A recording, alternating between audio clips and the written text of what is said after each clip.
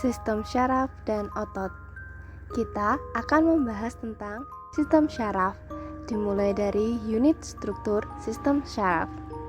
Sistem syaraf disusun oleh sel neuron. Neuron atau sel syaraf merupakan sel utama dari sistem syaraf. Neuron berfungsi untuk mengantarkan impuls listrik yang disebabkan adanya suatu stimulus atau rangsangan. Neuron atau sel syaraf terdiri dari beberapa bagian, antara lain yaitu badan sel atau soma, dendrit yaitu perpanjangan dari soma, akson, dan akson terminal. Struktur pertama, badan sel atau soma merupakan pusat dari neuron. Di dalamnya terdapat nukleus dan banyak organel. Yang kedua adalah dendrit, berperan langsung dalam menerima impuls dari neuron lainnya atau dari lingkungan sekitar. Yang ketiga adalah akson, berfungsi untuk meneruskan impuls yang diterima oleh dendrit. Pada bagian akson terdapat sel spesial yang disebut dengan sel Schwann. Sel tersebut akan berkembang di akson dan kemudian akan membuat selubung mielin. Di antara akson terdapat celah kecil yang tidak dilapisi oleh selubung mielin, disebut dengan nodus Ranvier. Impuls yang didapat dari akson akan diteruskan menuju bagian akson terminal. Pada akson terminal terdapat sinaps yang merupakan pertemuan antara neuron satu dengan neuron lainnya sehingga memungkinkan impuls dapat diteruskan. Selanjutnya kita akan membahas tentang struktur otot. Otot tersusun dari beberapa fasikula. Setiap fasikula terdiri dari beberapa serat otot. Bisa juga disebut dengan sel otot. Karena merupakan sel, maka sel otot mempunyai banyak organel, seperti sel-sel pada umumnya. Dalam sel otot terdapat beberapa miofibril yang tersusun dari sarkomer. Di dalamnya terdapat aktin dan miosin. Aktin dan miosin berperan dalam kontraksi otot. Oleh karena itu, sarkomer disebut juga sebagai unit kontraksi. Maksudnya, setiap sarkomer dapat berkontraksi. Bayangkan, jika sekelompok sarkomer berkontraksi, maka sebuah miofibril akan berkontraksi. Jika sekelompok miofibril berkontraksi, maka sebuah sel otot berkontraksi. Jika sekelompok otot berkontraksi, maka satu fasikula berkontraksi. Jika sekelompok fasikula berkontraksi, maka satu sel otot akan berkontraksi.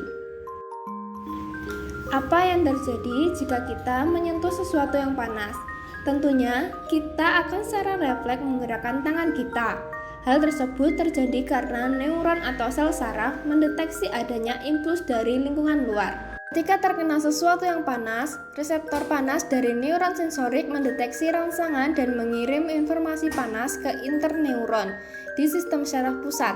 Kemudian, neuron motorik mengirimkan respon dari sistem syaraf pusat, menyebabkan otot berkontraksi sehingga kita menarik tangan dengan refleks. Tindakan neuron mengantarkan impuls listrik di seluruh tubuh kita didasarkan pada proses transmisi impuls. Potensi aksi akan diterima oleh dendrit sel syaraf pertama, diteruskan akson melalui tubuhnya dan mencapai akson terminal, kemudian menuju sinaps yang menghubungkan akson satu dengan akson yang lainnya. Ketika potensi aksi tiba di sinaps, kalsium akan didapatkan dan diikat, mengakibatkan fusi vesikel ke membran presinaptik. Pada vesikel ini terdapat asetalkolin atau juga bisa disebut dengan neurotransmitter. Setelah terjadi fusi di membran presinaptik, neurotransmitter berada di celah sinaptik. Kemudian berdifusi melalui celah kecil dan mengikat reseptor yang melekat di postsinaptik reseptor, yang dinamakan dengan nikotin asetilkolin.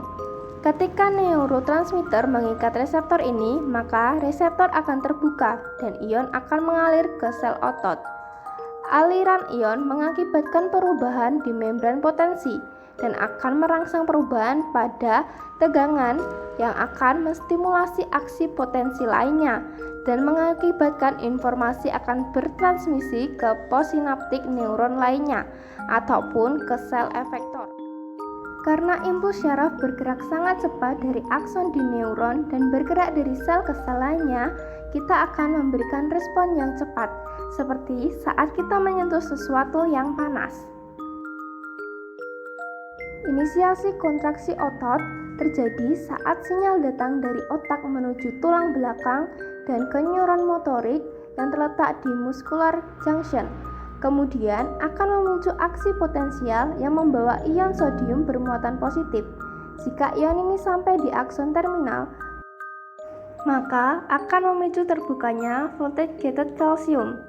Ketika channel ini terbuka, natrium akan memenuhi akson terminal yang akan memicu terlepasnya vesikel dari docking sites, kemudian akan berdifusi ke membran presinaptik dan melepas neurotransmitter ke celah sinaptik. Tipe neurotransmitter yang digunakan dalam neuromuscular junction adalah acetylcholine.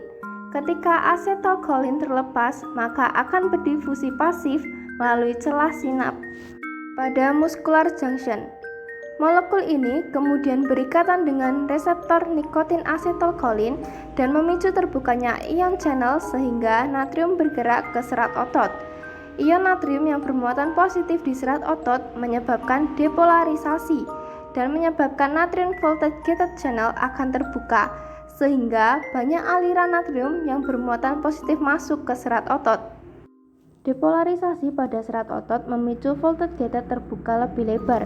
Aksi potensial ini kemudian diperbanyak melalui sarkolema dan T-tubul. Ketika aksi potensial ini bertambah banyak, maka voltage gated sarkoplasmic reticulum akan terbuka, kemudian akan melepaskan ion ke sarkoplasma.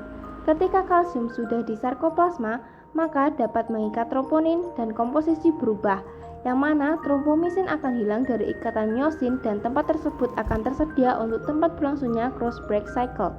Itulah inisiasi kerja otot.